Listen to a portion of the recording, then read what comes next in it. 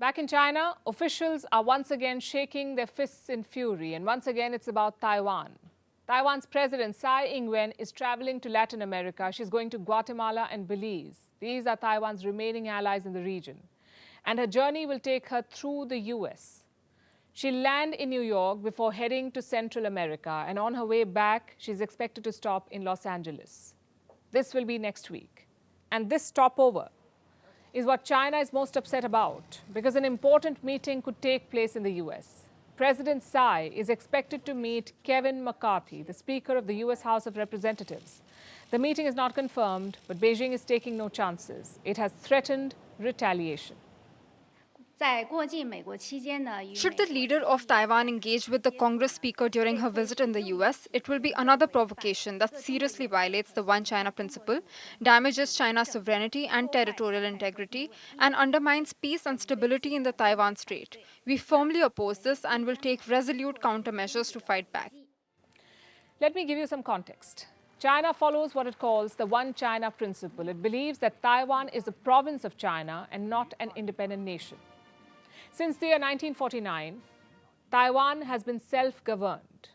But now China wants to reunify it. It says it will do so forcefully if it comes to that. And to counter this threat, Taiwan relies on allies, both official and unofficial. Officially, there are only 13 countries in the world that recognize Taiwan. 13 countries. India is not one of them, neither is the US.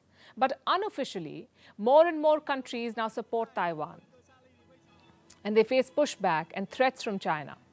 Over the last few years, the number of official allies of Taiwan has dwindled. That's because China is using its checkbook aggressively. It is pumping money into countries and getting them to dump Taiwan. The latest case is Honduras. We told you about this last week. Honduras used to recognize Taiwan, but now it has turned to China. They established formal relations last Sunday. A joint communique was signed. And China's foreign minister, Qin Gang, did not miss the opportunity to needle Taiwan. This once again fully proves that adhering to the One China principle is a correct choice in the line with international justice and the trend of the times, and it is winning people's hearts and is a trend of the general development. We inform sternly the Taiwan authorities that engaging in separatist activities for Taiwan independence is against the will and interests of the Chinese nation and against the trend of history and is doomed to a dead end. Let's pause for a second and look at the timing of this development. President Tsai's trip to Latin America was announced well in advance. Honduras has been talking to China for a while now. And curiously, this is the time they chose to switch allegiances, right before the Taiwanese president's trip. Foreign Minister Joseph Wu said China is doing all of this intentionally. The Chinese always try to manipulate the event to distort our diplomatic relations. And since the president's visit to our diplomatic allies, Belize and Guatemala, and it's being public, and therefore, the way the Chinese has been doing this seems to be correlated. And we also got the information a lot earlier that the discussions in between Honduras and China doesn't seem to be coming to an end stage. And therefore, it's, our suspicion and your suspicion are the same, that China seems to be doing this intentionally.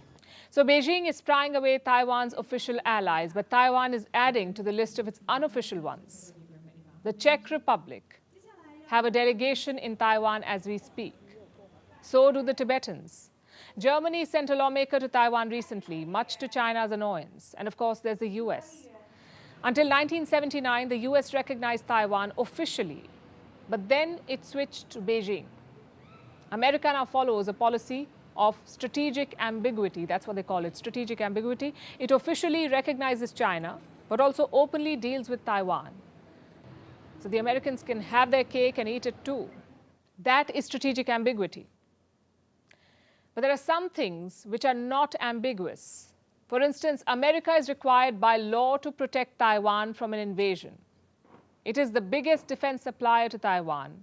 And this American backing is crucial for Taiwan's survival, which is why Taipei keeps engaging with Washington. And that brings us back to President Tsai's trip. She came to power in 2016, and since then, this will be her 7th visit to the US.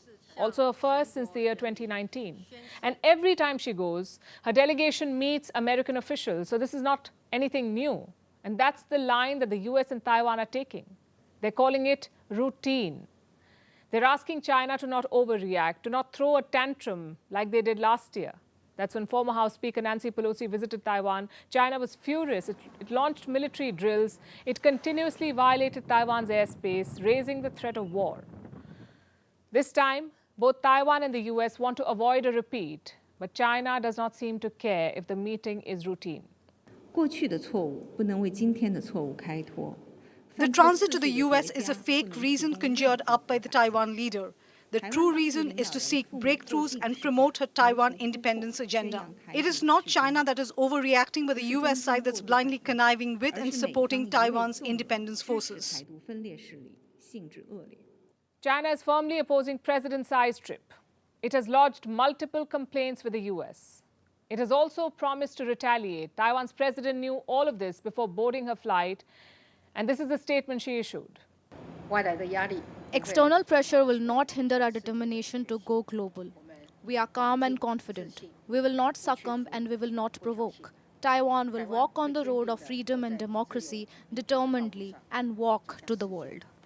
Bold words, but will it be enough to fight off an angry dragon? We'll keep you posted.